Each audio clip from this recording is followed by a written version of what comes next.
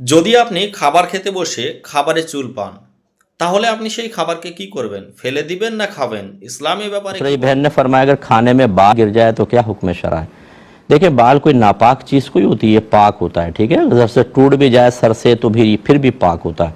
अगर ये खाने में गिर जाए तो यकीनन तबीयत कराहत महसूस करती है, लेकिन उसको फेंक नहीं सकते आप। बस बाल निकालें, उसको अलहदा कर दें, खाने को नहीं फेंक सकते क्योंकि ये नेमत को ज़ाया करना है। और फ़र्ज़ कर लें अगर आपका दिल नहीं मान रहा बिल्कुल, तो आप किसी गरीब को दे सकते हैं, इसमें कोई हरज नहीं है।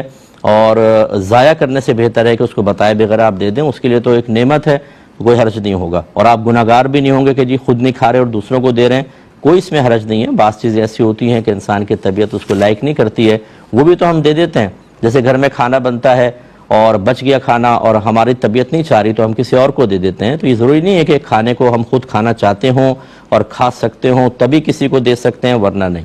तो आप उसको सदका कर दें। তাহলে আমরা কি জানলাম? যে আপনার খাবারে চুল পড়েছে, সে খাবার যদি আপনার খেতে ইচ্ছে না করে, আপনার শরীরে যাতে স্যুট না করে, আপনার মনে হয় যে খাবারটি খেলে আমার বমি হয়ে যেতে পারে, তখন আপনি সেই খাবার কিন্তু কাউকে দিয়ে দিতে পারেন। আপনি কিন্তু সেটাকে নোংরা জায়গায় ফেলতে পারেন না। আপনি কোনো কোনো জীবজন্তুকে হতে পারে, পাখিকে হতে পারে বা কোনো গরিব দুঃখীকে হতে পারে, সে খাবার দিয়ে দিতে পারেন, সে খেয়ে নিবে।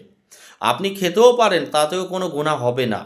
কারণ চুল হচ্ছে পবিত্র, অপবিত্র না কোনো জিনিস আপনি খেতে পারেন বা কাউকে দিয়ে দিতে পারেন, কিন্তু আপনি নষ্ট করতে পারেন না। নষ্ট করলে কিন্তু আপনার গুনাহ হতে পারে।